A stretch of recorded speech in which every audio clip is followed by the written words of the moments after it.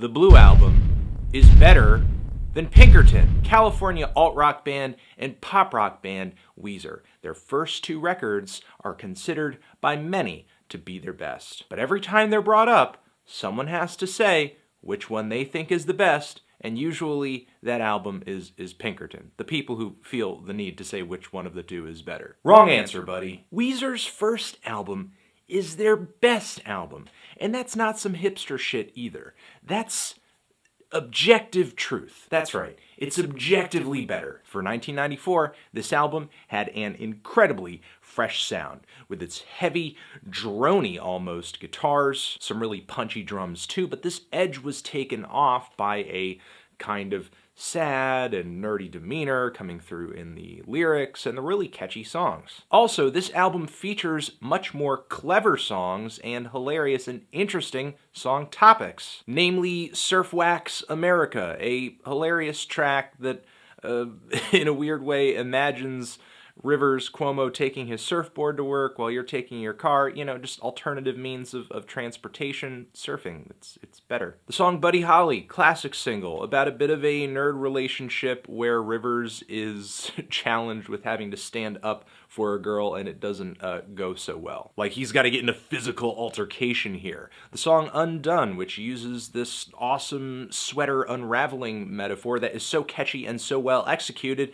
people don't even remember that the song is called Undone sometimes. They just refer to it as the sweater song. In the Garage, Rivers Cuomo does a great job of exploring all of these childhood memories of his. Say It Ain't So, a painful song where his childhood home is sort of being ripped apart by his negative relationship with his stepfather and alcoholism. The song Only in Dreams brings this incredible sense of longing for love with a girl or a particular girl in mind. He does an effective job of painting love, or at least this particular love or girl he's thinking about, as addictive. And sexism has never been as catchy as it has been on the song No One Else, where essentially Rivers Cuomo's ideal girl is one that won't even laugh at other people's jokes. On the flip side, Pinkerton lacks any confidence whatsoever. The album is rife with the kind of angst that numerous other 90s rock and grunge acts featured, but with less of a pop buffer now. And almost every track here is just mired in some kind of severe insecurity, which maybe is mirrored in the hardcore fan base behind this record, which is why they have to, at every opportunity, yell at other people to remind them that Pinkerton's the better album. Ugh. And while I do enjoy an emotional wreck of an album, this is not the greatest emotional wreck ever recorded. Especially for the 90s, where there were a lot of emotional wrecks. The instrumentals on this thing are kind of lackluster sometimes. They're unenjoyably messy, to the point where I think it actually takes away from the songs, like on the tracks Good Life or Why Bother. Imagine if Nirvana had put out Nevermind and then they released Bleach, instead of the other way around. Well, you don't have to imagine it, because Weezer did that when they came out with the Blue Album and then they came out with Pinkerton. It's like Weezer tries to embrace being noisy and messy as a means of being edgy or anti-commercial in a way, reacting to the hype of the singles from Blue. But if this album is some kind of rebellion, this rebellion is short-lasting, considering that after this record, Weezer would go on to put out their most commercial and most one-dimensional material yet, even more commercial than the material from their debut. Even the album's biggest singles are just okay, or they haven't really aged that well.